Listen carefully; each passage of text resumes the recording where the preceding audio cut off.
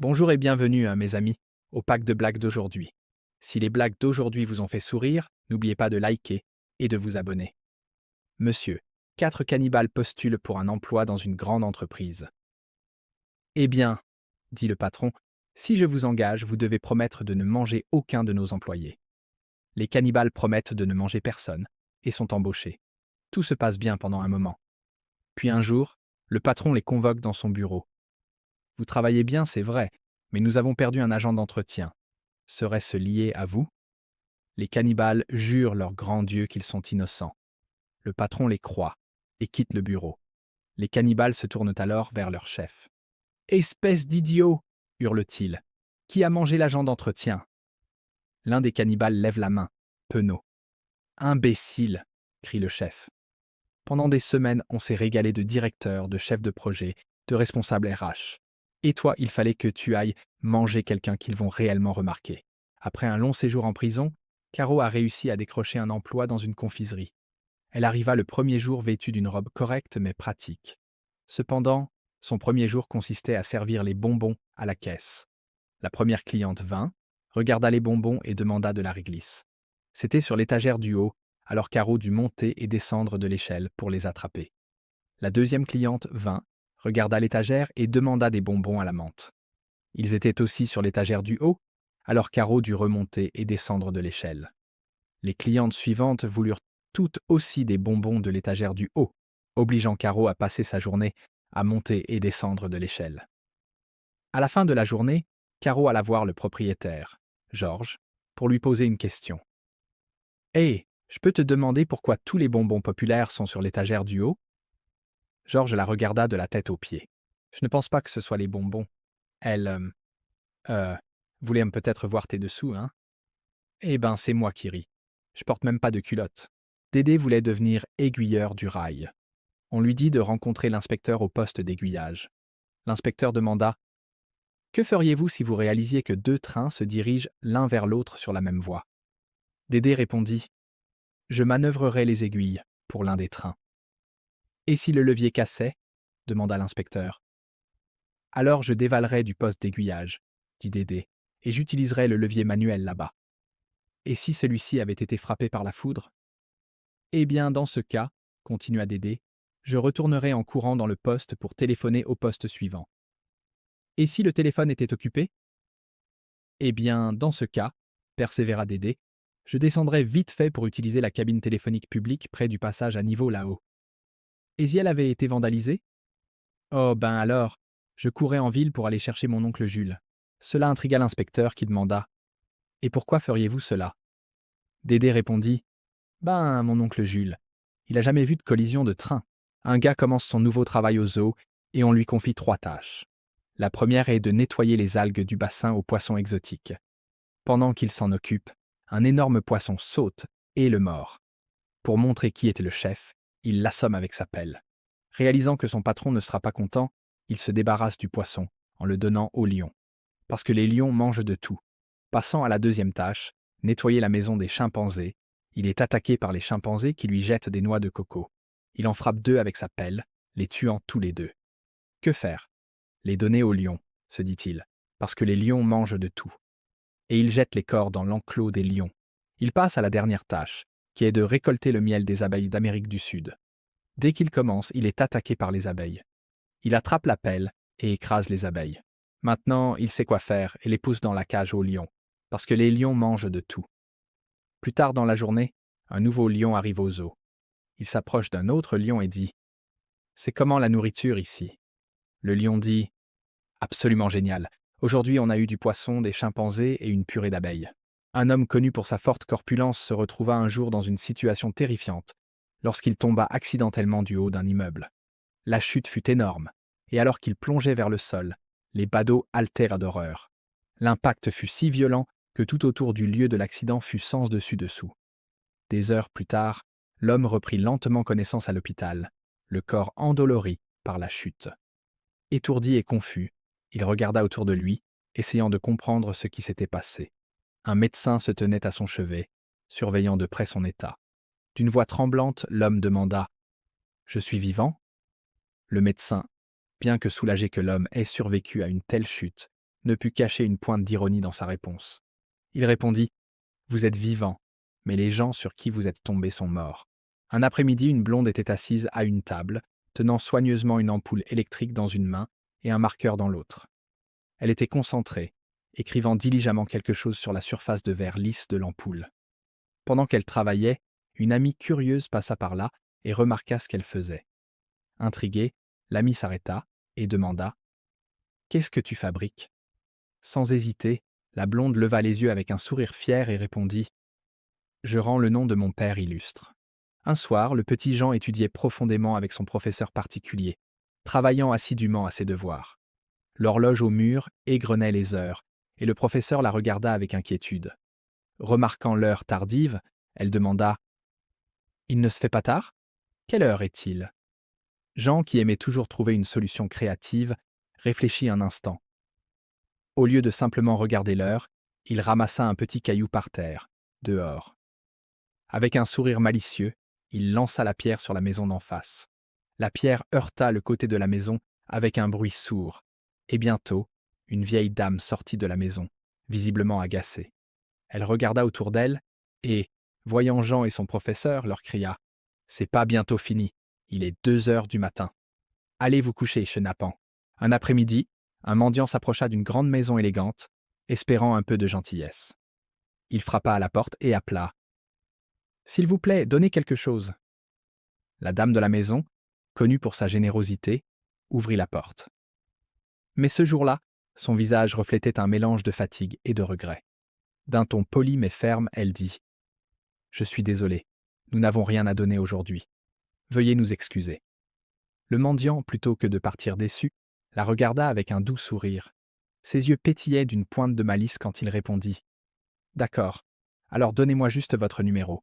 Je prierai pour vous et je vous enverrai même un message. » Une professeure de sciences demanda à ses élèves « Si vous pouviez posséder un minéral, lequel choisiriez-vous » Un garçon dit « Je choisirais l'or.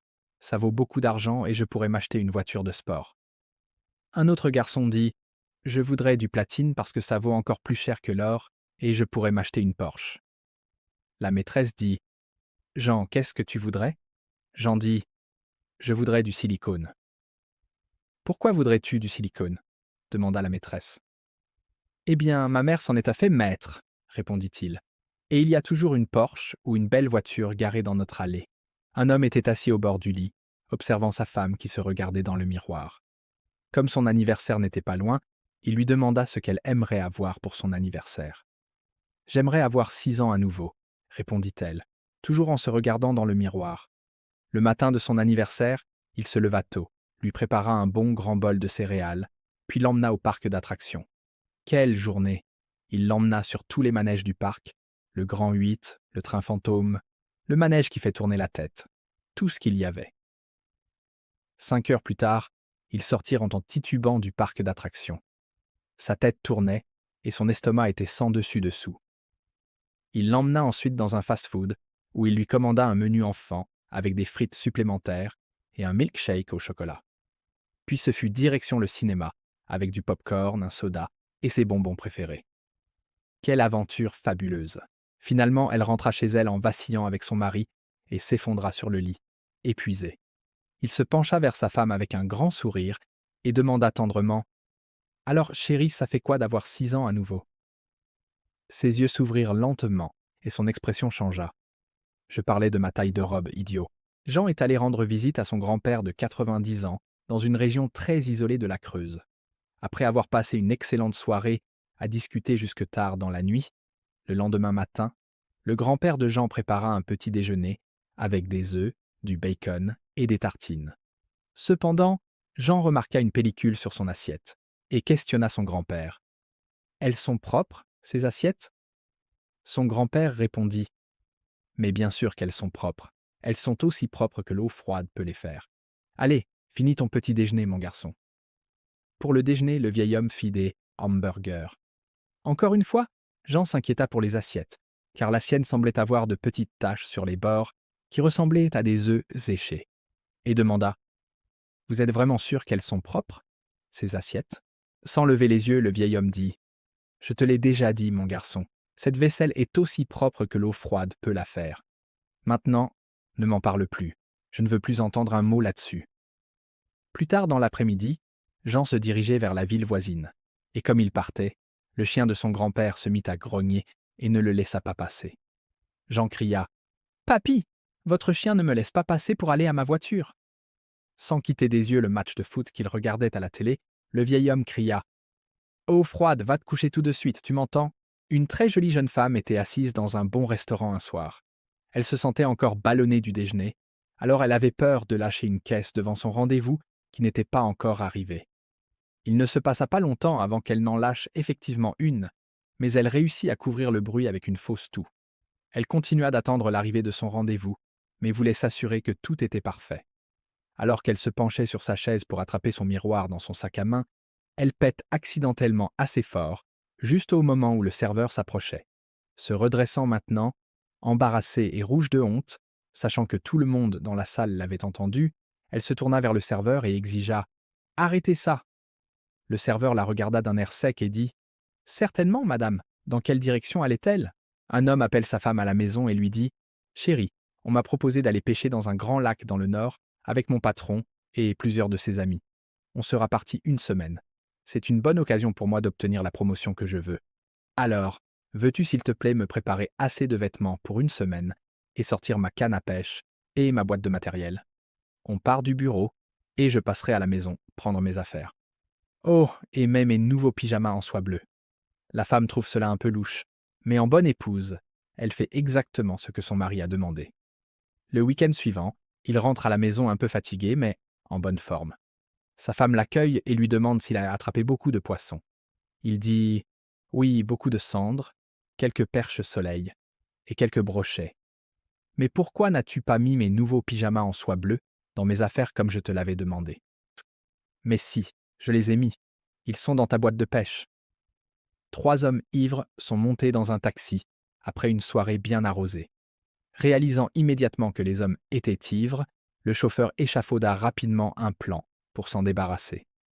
Il démarra le moteur, l'arrêta aussitôt et dit « Nous sommes arrivés à destination. »« D'accord, mon pote. »« Tiens, » dit le premier homme en lui donnant l'argent. Le deuxième homme le remercia avec enthousiasme. Le troisième homme lui donna une gifle violente. « C'était pourquoi, ça ?» s'écria le chauffeur surpris, pensant qu'il avait été démasqué. « La prochaine fois, ne va pas si vite. T'as failli nous tuer. » Oh. Jean et sa femme se préparent à aller au lit. La femme se tient devant un miroir en pied, s'examinant attentivement. « Tu sais, mon chéri, » dit-elle, « je me regarde dans le miroir et je vois une vieille femme.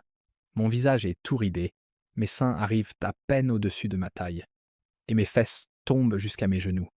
J'ai des grosses cuisses, et mes bras sont tout flasques. » Elle se tourne vers Jean et dit « Dis-moi quelque chose de positif pour me faire sentir mieux dans ma peau. » Il réfléchit un peu puis dit d'une voix douce « Eh bien, il n'y a rien qui cloche avec ta vue.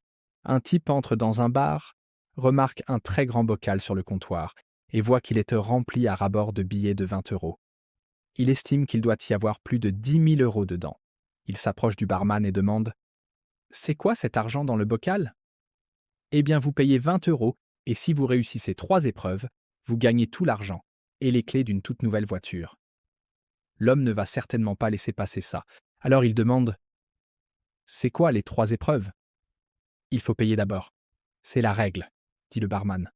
Après avoir réfléchi un moment, l'homme donne 20 € au barman, qui les jette dans le bocal.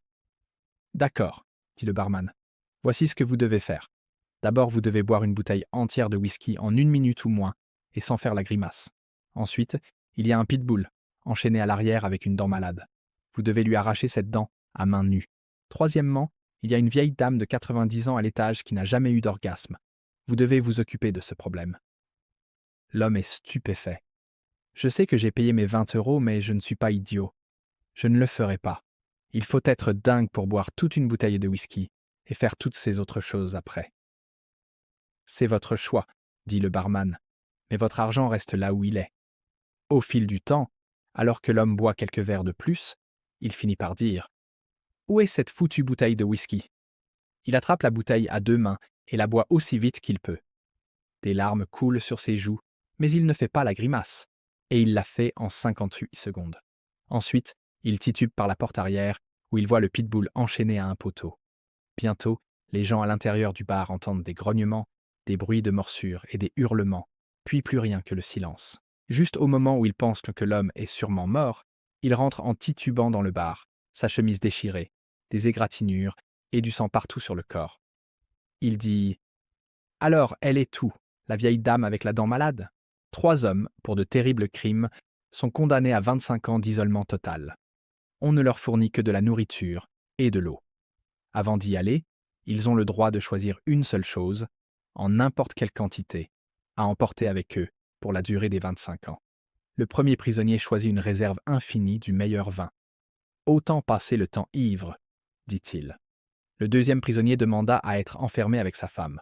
« Autant avoir sa charmante compagnie », dit-il, et sa femme aimante accepta. Le troisième prisonnier demanda une réserve infinie de cigarettes. « C'est la seule chose qui pourra me calmer pendant toutes ces années. » Ils sont enfermés, chacun avec son souhait. 25 ans passent. C'est un jour de célébration, et tout le monde se rassemble pour voir ce qu'il est advenu des 3 prisonniers. Ils ouvrent la porte du premier prisonnier, et immédiatement, des centaines de bouteilles de vin se déversent en cascade. Lui-même est dans un coin, ivre-mort et à peine en vie. Puis ils ouvrent la porte du deuxième prisonnier, et toute une famille en sort. Des bébés, des enfants et quelques adolescents clignant des yeux à la lumière nouvelle du monde extérieur à leurs cellules. Puis ils ouvrent la porte du troisième prisonnier et il n'en sort que des paquets de cigarettes non ouverts. Le prisonnier rampe lentement par la porte, tenant une seule cigarette écrasée dans sa main tremblante. « Est-ce que quelqu'un, demande-t-il d'une voix brisée, a du feu ?»